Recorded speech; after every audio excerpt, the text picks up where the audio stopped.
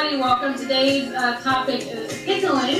We have, of course, Walt, our resident chef here, and we have the spice lady, Rebecca Wiedemer. I want Walt and Rebecca to take it away. Well, thank you, Heather. Take it away, Walt. Thanks, everybody, for joining us for all things pickles. And we are ready to give you a good overview and history and ingredients on the making, marinating, and pickling of vegetables and fruits. How many of you, raise your hand, have had pickled peaches, plums, as a dessert? Okay, we're going to be doing it. So let's go through a little bit of history first. Way back in Europe and the Middle East, pickling was a way of life for enhancing basic cooking like braising, or an enhancement, a condiment like we use ketchup, but they would use that. So from the Middle East areas as well as from Alsace, France over to central Germany, pickling was a very big deal, not only for general preservation, but also to enhance overall flavor. So we're going to look at ingredients first. We're going to look at salts, we're going to look at vinegars, we're going to look at some general herbs and spices, and how they play in the general mix of making a pickle over a 2-week period, a month period, or what we're going to do last is a 10-minute pickle. Okay? Presto pickles. Okay? So to start us off, let's look at water. So we have a lot of concerns about the quality and neutrality of our water. So in my house, and I know in several others in Denver, we use filtered water. We use reverse osmosis, RO water. And RO water is the purest way, most neutral way to allow other flavors, other characteristics to come through when you're marinating or when you're cooking or when you're making a soup or a sauce. So that's what we have today. We have RO water in both of these glasses, and we're going to talk a little bit about the salt, which is the half of the preserving process that makes pickles. Well, I'll take that away then. We have 2 different types of salt that we're going to be using today. One is the Tasmanian sea salt. Tasmanian sea salt comes from Tasmania in Australia, from the most pristine waters of the world. So the mineral content is absolutely amazing. Some of the best seafood and some of the best lobster are from the waters of Tasmania. As Walt was saying a little bit earlier, you know, the solubility comes into play when pickling is involved. And so we're going to do a little solubility demo here with the Tasman sea salt. I'm going to pour it in this glass of water. And this is just a regular room temperature water. And we'll wait and we'll observe that throughout today. Secondly, we're going to be using the wonderful Murray River salt, which also comes from Australia, near the Murray River, which is the largest running body of water in the country. Murray River salt is naturally pink, rich in minerals, 2/3 less sodium, and it's highly soluble even in cold water, which makes it great for your digestive system and great for pickling. Now let me pour some of this in the water as well, and we'll take an observation of this throughout today's presentation. Another fun fact, Murray River salt was just awarded the Superior Taste Award by the International Taste Institute in Brussels, which was judged by over 200 master chefs and sommeliers. So amongst all the wonderful things from Walt's garden and from farmers markets, we also have the best salt in the world. And if you're interested in trying any of these salts, you can definitely reach out to Walt or I or Heather, and we can get you some samples. So Walt, do you know what the pickle's philosophy of life is? I don't know. I'm a little fuzzy about that. Oh, well, never a dull moment. Oh!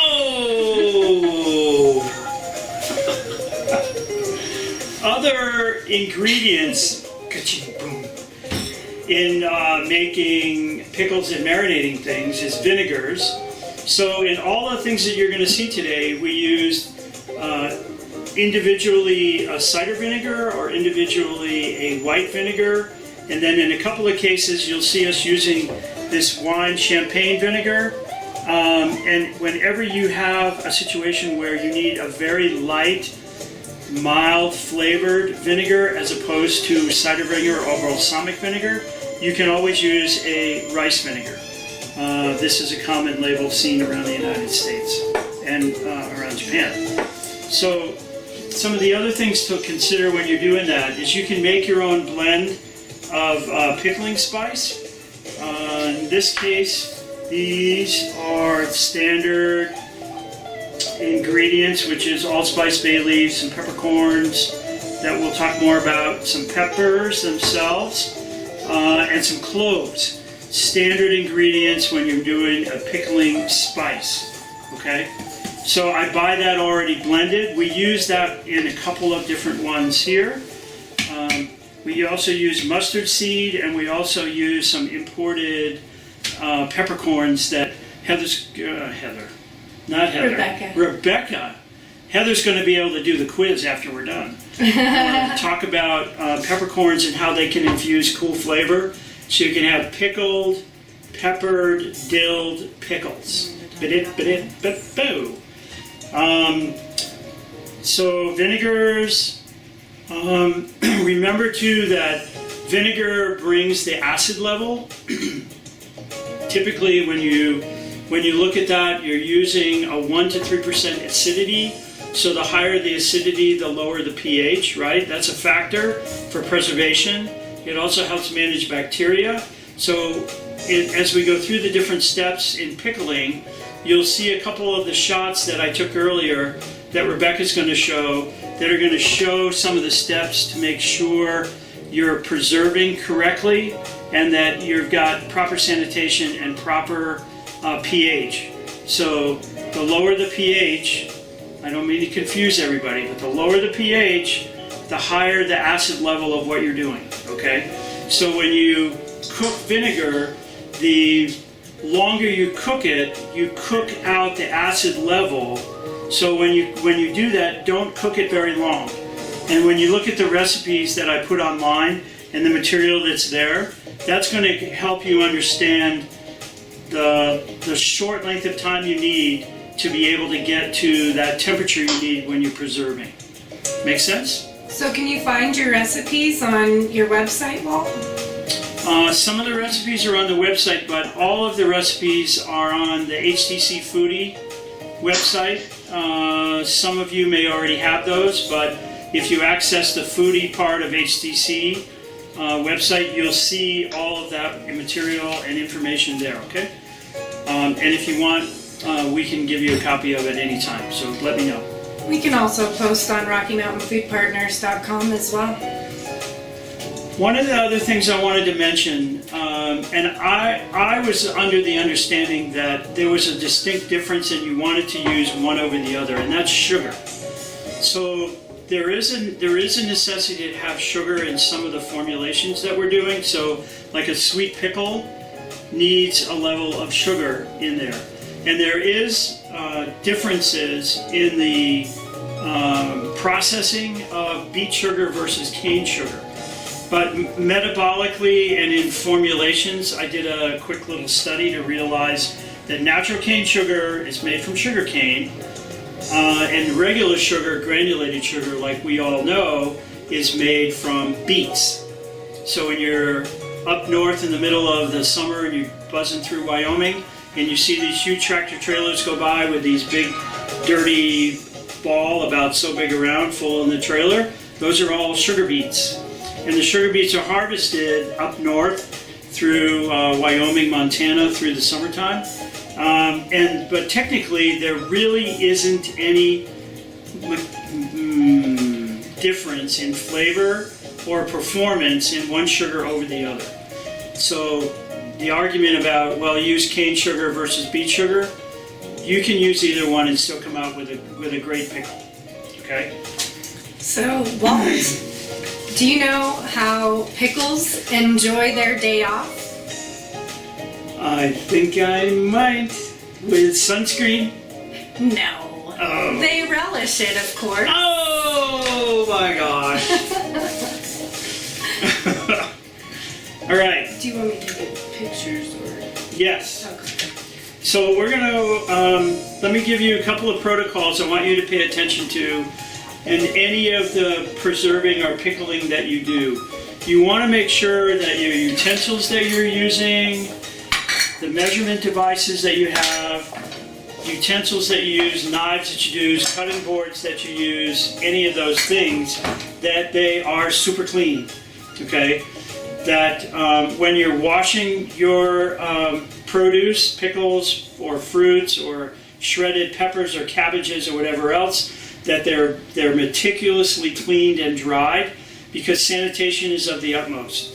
So when you look at the finished goods, naturally you don't want to see any dirt, you don't want to see any dried leaves left over from the plant, but you do want to see the full, clean product all the way around.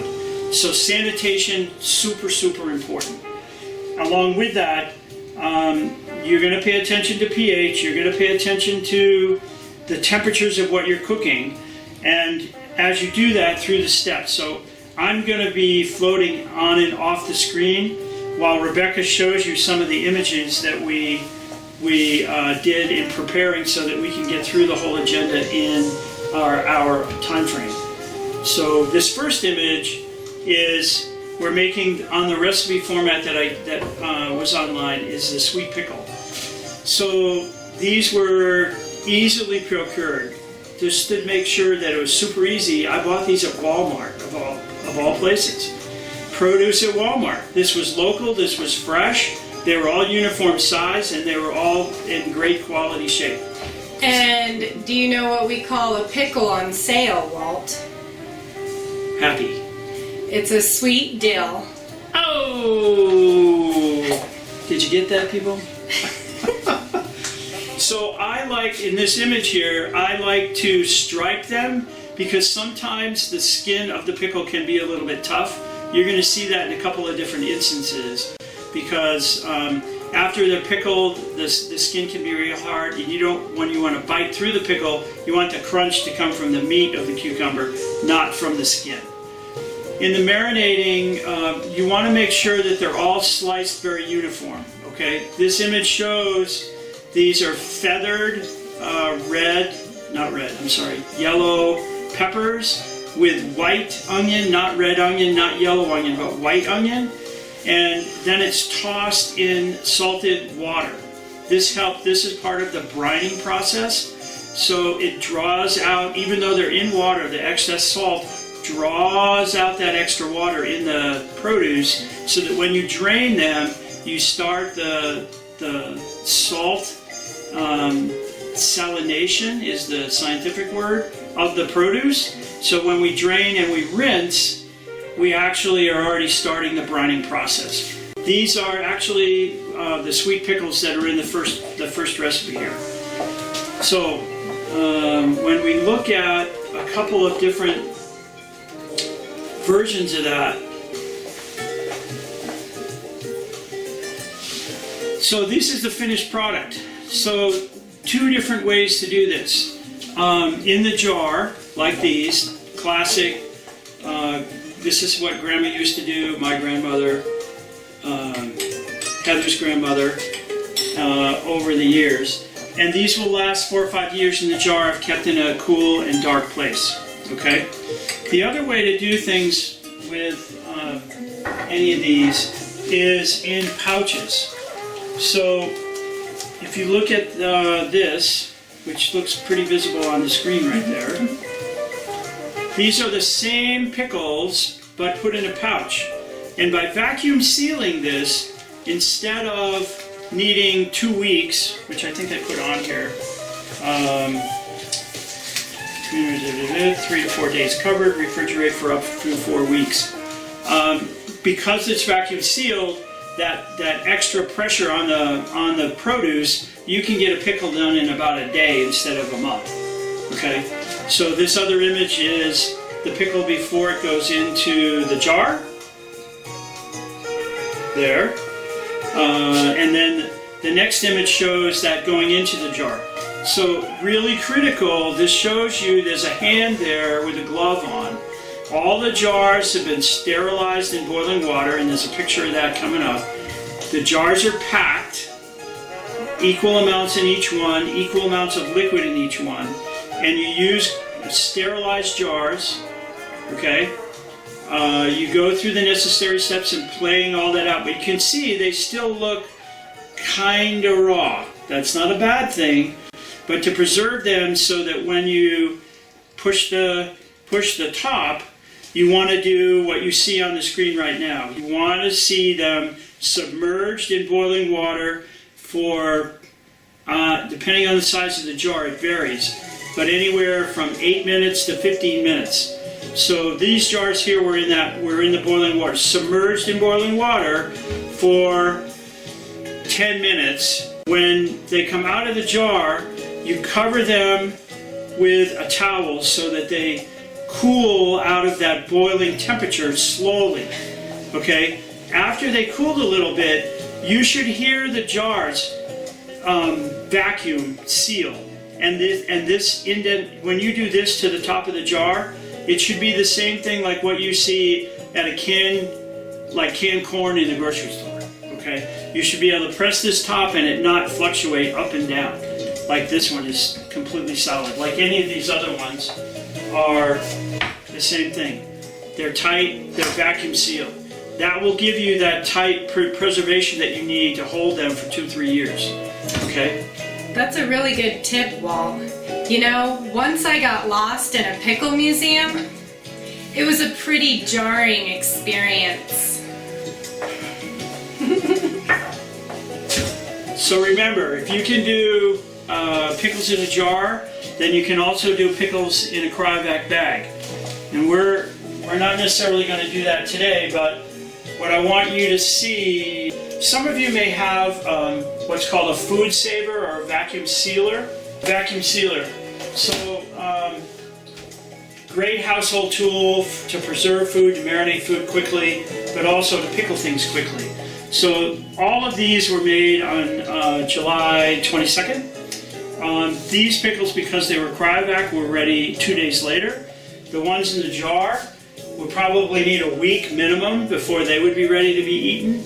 But by doing it in the vacuum sealer, you seal the bag at the top, so you actually create a bag. Add your product inside and then vacuum seal the top. It pulls out all the extra moisture, creates a little atmospheric pressure on the inside, and it speed marinates. That's what we did a couple of months ago. And one of the other classes that we did, we're actually we're infusing those flavors really fast, really hard, back into the produce, into the pickles. So you get a quicker pickle.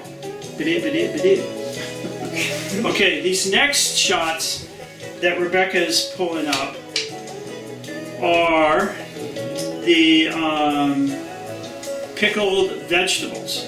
So this is raw material that I prepped. Again, local, easy produce to get. But you can see cauliflower, green beans, yellow squash, red peppers, baby carrots, and then in the jar in the back is some garlic, right? All of those things were pressed with a salt that Rebecca showed us a minute ago, like this. This is a shot of the amount of salt that you need with crushed ice to actually give you that pre-marinating step we're looking for. This is a classic way of making marinated pickled vegetables. So this salt gets tossed with the vegetables and with the ice, and the crunch comes from the product being super cold with that high amount of salt, as well as being pressed, like in this picture. This picture shows a plate on top of the veg with 8 pounds, 16 pounds of vinegar, 8 pounds to a gallon. So 16 pounds on top of that to press the extra water out of the veg.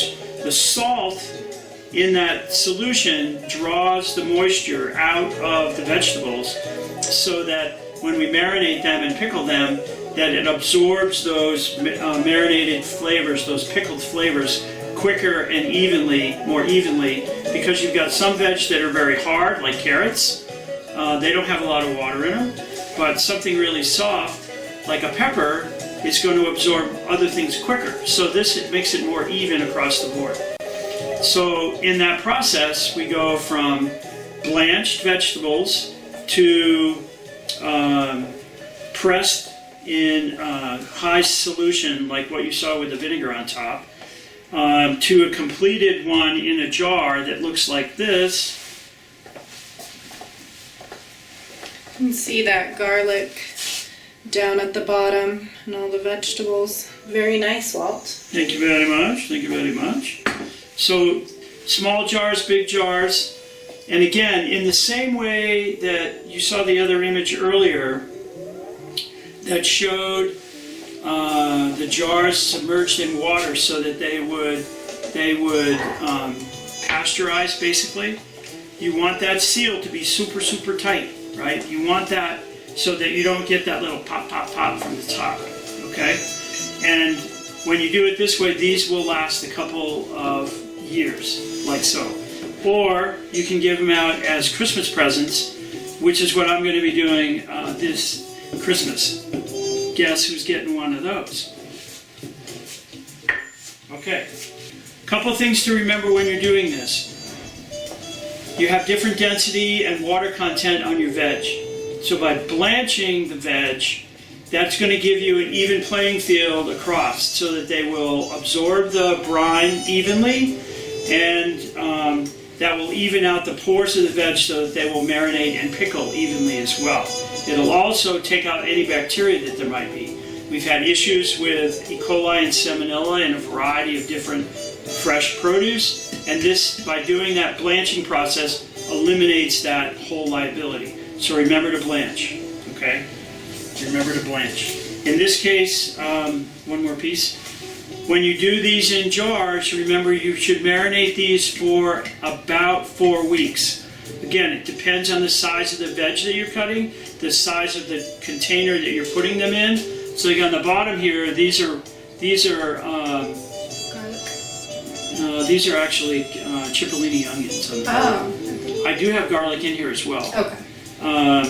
But something's large, something's small, but by having them all blanched gives you that even marinating, pickling ability for big and small, soft and hard vegetables across the board, okay? I'll bet you Rebecca has another mind-bending joke for us. Mind-bending? That one. Which one? What kind of music do pickles listen to? I don't know, Walt. What kind? Any guesses from our audience?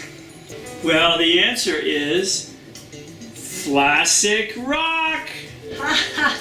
Unlike the smooth jazz we're listening to today. Our next one we're going to do is classic dill pickle.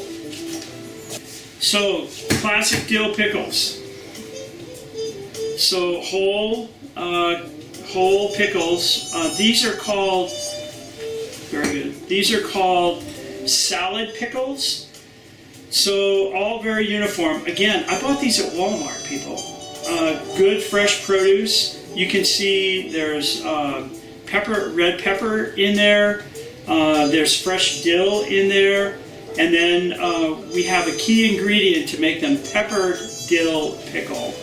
Rebecca's going to share us a little info on these cool peppercorns, which I knew nothing about 6 months ago, and now I can't live without them. Well, thanks, Walt. We have this wonderful gourmet salted brine peppercorn, which comes from the region of Kampot in Cambodia. Now, the region of Kampot in Cambodia since the 13th century has been known as the most ideal territory for growing pepper. They've fought civil wars over this pepper.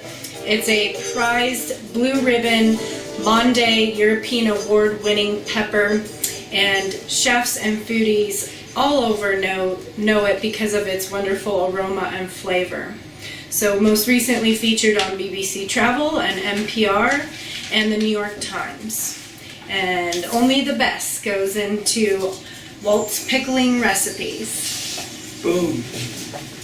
So samples of those are available, and a little peppercorn between the cheek and gum will make your day. So on these, we're going to hold that up a little closer, thanks. So folks, on these classic dills, I've adjusted the yields on these so you can make these accurately. So the sweet pickle will make 7.5 quarts, whether you do them in the bag or whether you do them in the jar. And these dills, this size cucumber, again, your yield's going to vary based on the size and the cut of the cucumber and how you do it. So I made these with cider vinegar just because I'm used to having a good dill pickle with a good stringent bite on my palate. With fresh dill seed, the pickling spice I showed you earlier, and then the same scenario. You pack these really, really tight because once they cook in there, they will shrink a little bit in the jar. So you want to make sure that the jar liquid is higher than the top of the pickle. Okay, even though they're still preserved and vacuum sealed, that gives you that even pickling across the board. So in here, you can see in this batch, this one's a little bit yellow and a little bit cloudy in the bottom. I don't know if the camera shows that, but on the recipe, I did half of this batch. I added turmeric in here because there's some recipes that call for turmeric when you're making a dill, and there's others that might be better by not putting turmeric in. So you get a clearer brine. You're probably used to seeing the clearer brine when you're at the grocery and you're looking at classic dills or other dill pickles that have a clearer broth in them. There isn't any turmeric in the broth. Where in this one, I put turmeric just because another classic version, Middle Eastern style, uses a lot of turmeric. Okay? Same thing with this scenario. There's a lot of fresh dill in there, as well as the peppercorns in there. So it gives you a good flavor all the way around. But by doing it in the bag, instead of having to wait 2 weeks for that pickling to take effect on the cucumber, in the bag and vacuum sealed, you can actually eat these within a few days. And I did that, and they are very, very good. Great with a Reuben, number one. And they're very good on at Christmas Eve to have a pickling eating contest. Put that on the agenda. Okay, pickling eating contest. So in the recipe you saw that I used dried chilies in these. You'll see when you go online, you'll see the images that are there. I used Anaheim chilies in some. I used Serrano chilies in others. But in most cases, I was using red chili peppers just to get the accent and difference in colors. Makes it so you've got a decorated jar that you're got on the kitchen shelf, right? All right. So key one there, and then whether you're doing it in the bag or you're doing it in the jar, same scenario. When we get into, I want to do this just because you have it on the table right now. But these, how many of you have had pickled? I know it's in one of those poems or one of those riddles that we say, pickled peaches and pickled plums. Well, that's what these are right here. So when you look at these jars, these are halved plums that are skinned. So in order to do that, we're going to show you an image of what that looks like. You want to put them in boiling water just long enough for the skins to start to peel that look like this. That. So I've scored the bottom of each of them and I put them in boiling water. In this case, because the fruit is small and they're fairly ripe, the skin comes off really quickly. So these only took a couple of minutes. The other fruit that's in here are native peaches. These took 10 minutes, and the skins on some of them still were difficult to peel off.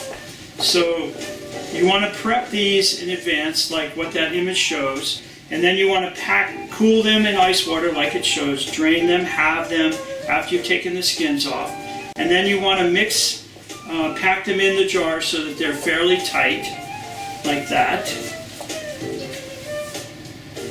And then you're going to make a mixture, which is also on your sheet.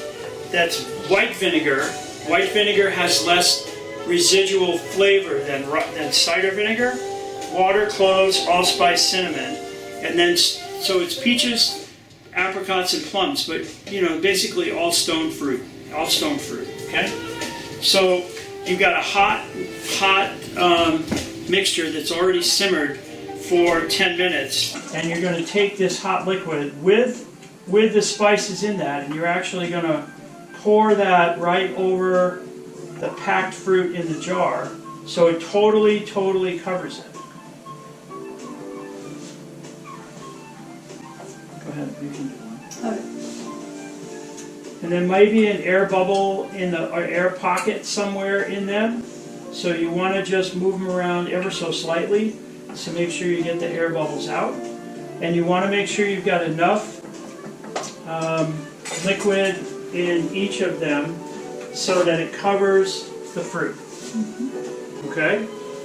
The same holds true with this. You can put this in the bag and speed pickle this in a day, or you can do it this way and then hold them for an extended period of time. But in the jar, you're going to need to hold them for at least a week before they're going to be ready. Okay? So then you just take a canning jar lid, standard, and just screw them on. And just like the picture of the canned products that you saw earlier, these go in submerged, like that, underwater. These would probably take 15 to 20 minutes at boiling water to seal them, because right now you can see the flexibility of the lid. That will go away once they're in the water and boiled for a few minutes.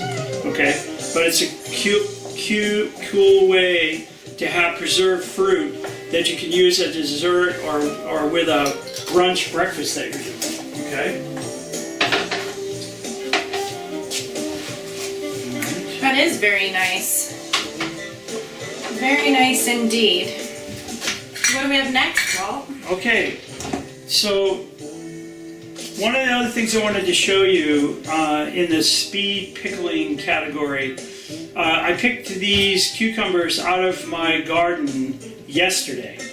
There's an image of those that we prepped up. I want you all to see this and show you that you can get really creative with some of these things. So these cucumbers are actually standard cucumber, but because the way the skin grows in the sun, the cucumber didn't grow long, it grew round. So these images are the cucumbers that I washed them and I striped them.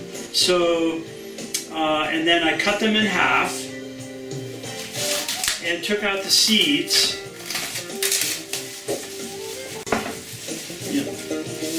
So that they look like two different things. They look like what Rebecca's showing you on the screen. They look like they're the shape of avocados, don't they? But they're actually the hollowed out skinned cucumber, and then the other one is just a diced. So one of the resources that I use in recipe development and technology and innovation is a system that's called Chef Steps. And in that, they do a lot of circulating cooking with molecular gastronomy and sous vide and all that other fancy stuff. But some very, very basic things going back to what we did with bagged fruit to be able to get speed pickling and speed marinating. So that applies to these guys as well. So what I want to show you, just super simple, okay? One of the recipes that was a latecomer to the pack. Good idea. Thank you. Put the water in the middle so you can see it. Yep. Okay. Thanks. Is this dill pickle? So we've looked at dill pickles sliced. We've looked at dill pickles spear. We've looked at dill pickles whole. We've looked at avocado dill pickles because it's the shape of an avocado, and we've got diced cucumber, which are going to be a fast, easy way to pickle and then use it as a condiment on a dish that we're making. So when you do this, you want to use a set amount of water. This is 500 grams of water. This is a champagne vinegar, again a white wine vinegar. I've already measured all this, so I know all of this goes into here. So it's diluted down water with white vinegar. And then sugar, already measured out. And Murray River salt, already measured out. We're going to mix all that together. And then we're going to divide it.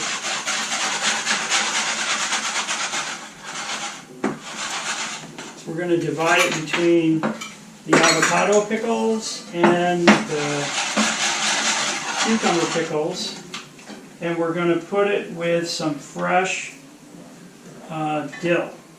So what I typically use, I use the fronds from the dill plant in here just to infuse that flavor.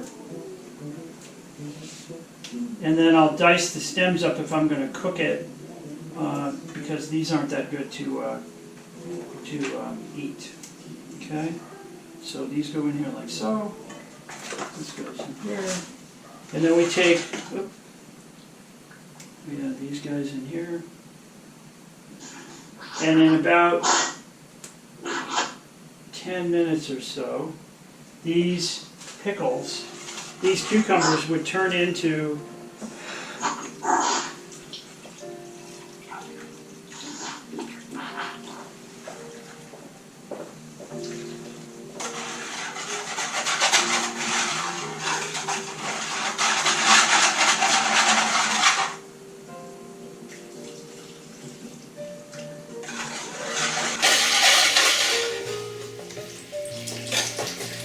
Smells amazing, Walt.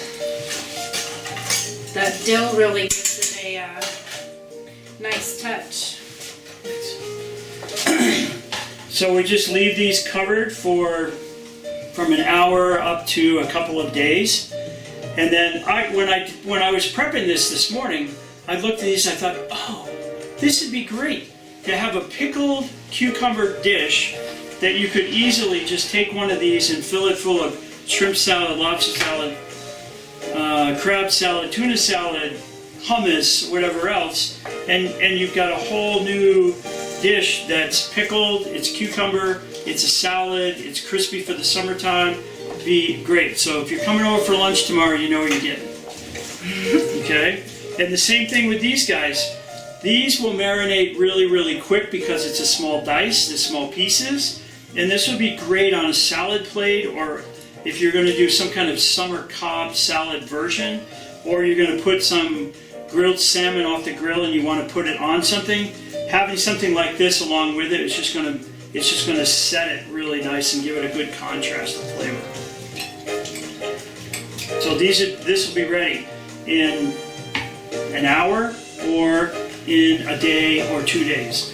We could easily put them in the bag again and vacuum seal them if we want to hold them in the refrigerator for any length of time, and just do the mise en place, do the prep ahead of time, so service is easy when your guests are coming over and you want to put a simple plate together. It's really nice. There you go. That looks great. What else did you have? Oh, what else did I have? I think you've got another joke at least. I mean, you have heard about the scientists that invented a supersized pickle. It's a pretty big deal. Oh! Well, as you could see, I was agitating the water with the Murray River salt, and I'll bring it up closer to the screen, and you can see that it's almost completely dissolved in cold water, which makes it great for the digestive system, as I mentioned, and great for pickling. You don't see the cloudy brine that you see with other types of salts that leave cloudy in the water. So again, these salts, these premium gourmet salts from Australia, are perfect for pickling. They're perfect for a lot of fun things, and just so pleased to be here with Walt today and have him show how the art of pickling. You want to taste it? Sure. Just grab one of those. Wow. That really happened fast. 10 minutes. Oh, they're good. Oh yeah. Bring over the salmon. I've got the salad. We're ready for dinner. Share a little bit about the samples that you have for salt and pepper. Yeah, so again, like I think we've mentioned throughout the video, and Walt just mentioned briefly again, if you're interested in sampling any of these fine salts or pepper, please reach out to me. You can reach me at Rebecca@GoldenGroveGlobal.com, or you can reach out to the HTC community organizers or Walt, and we can get those to you right away. Through Mallory or Heather. Yeah. Or if you're coming to Colorado for Christmas, they'll be delivered to your snowy doorstep. For those of you on the line. Yeah. Well, I really enjoyed our time today. So did I. Thank everybody for being here for All Things Pickled. We look forward to seeing you again in the next couple of weeks, where we're going to be talking about barbecue. Can't wait to hear the barbecue jokes that time. Can you imagine that? Have a great day, everybody. Thank you very much. Bye-bye. Okay, everybody, thank you so much for being with us as we talk about all things pickled.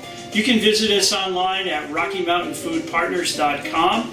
Loads of recipes there, loads of flavorful ideas. RockyMountainFoodPartners.com.